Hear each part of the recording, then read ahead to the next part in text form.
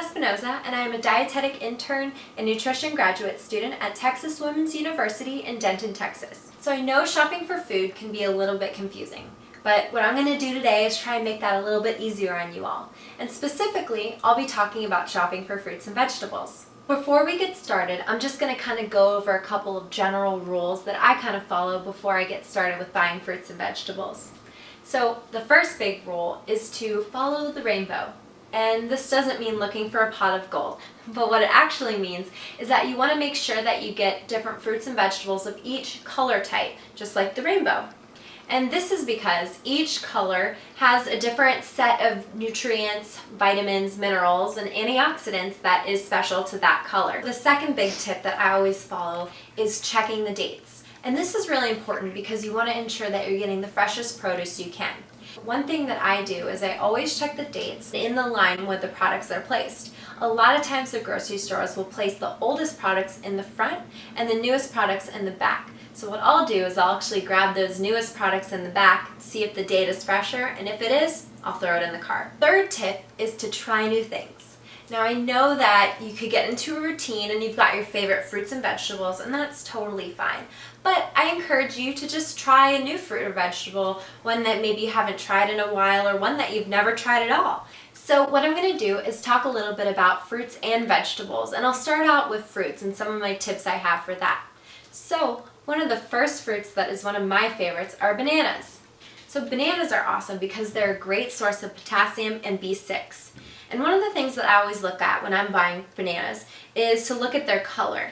So if you want your bananas to last a little bit longer, grab some bananas that are a little bit more green. If they're more green on the outside like this will last you a couple days longer than if you wanted to get bananas that are more ripe, which are a little bit more yellow. Apples are awesome because they're a great source of fiber. One of the things that I look for when I'm buying apples is to just check the skin. And a lot of times, since apples are so round, they can easily roll off the table. So you want to make sure that there aren't any dents, cuts, or abrasions in your apple, just to make sure it didn't take a spill on the ground. So as you can see here, this one looks pretty clean and nice around. That's a great apple. This one has a little dent here, if you could see. So I'd either stay away from this apple, or if it's your only choice, then just maybe cut it off before you eat it. Lastly, this apple has a lot of dents and bruises. This might show that it did take a few spills on the ground, so I might stay away from this apple and pick a new one, or again, you could always just shave it off or cut it off before you eat it.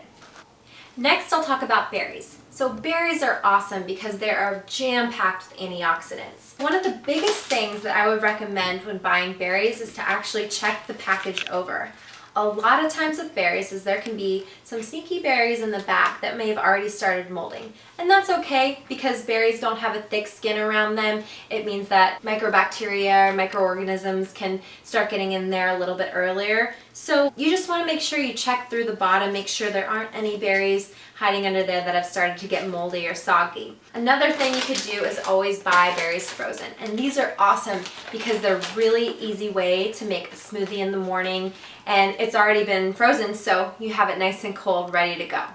So now I'm going to go into vegetables. So one of the best vegetable you can get for yourself are dark leafy greens.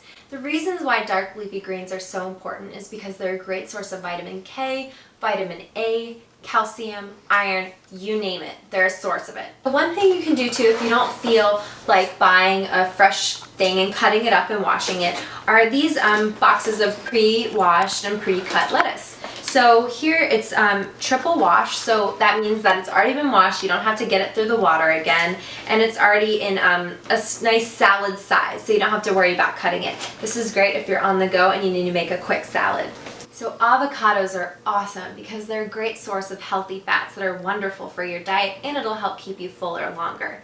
So when buying avocados, you kind of have a choice, and I don't know if you've noticed that there's kind of a wide range of colors that can either be very bright green or it can even be as dark as kind of like a black purplish color.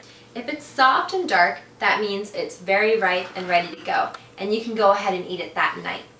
But if you want your avocado to last a little longer, you might want to go ahead and buy an avocado that's a little bit greener. Another one of the tips that I always like to use is to buy fruits and vegetables that have been pre-cut or pre-prepared. Now, sometimes these can be a little bit more expensive, but if you're on the go and you don't have enough time, buying fruits or vegetables that are pre-cut are a great way to save yourself time and effort preparing your meals. So one of my favorite go-tos is actually buying fresh cut diced onions. And I found these aren't too expensive, and it does save you the hassle of cutting up an onion, saves you some tears, and saves your hands from smelling like onions all night.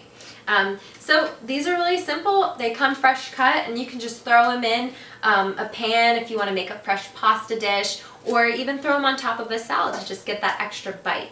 So my last tip for you all is to not be afraid to buy your fruits or vegetables canned or frozen. One of the things that I just want to make sure that you all remember when you're buying them canned or frozen is it doesn't mean that they're not high in those great nutrients that the fresh fruits or vegetables are in. In fact, a lot of them are frozen or canned at the time that it's at its peak freshness. So this means it'll kind of freeze it in right when it's at its optimal level of fresh nutrients, vitamins, and minerals.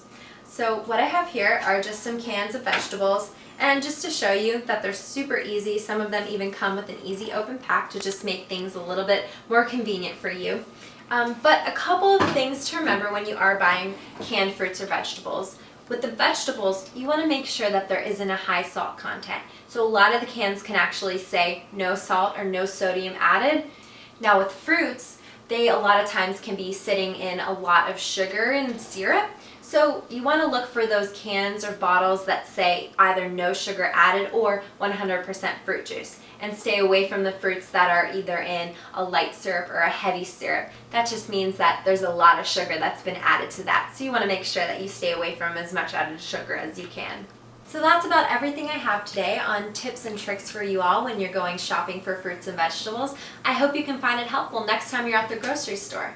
So once again, my name is Kristen Espinosa. Thank you so much for watching, and happy shopping, everyone.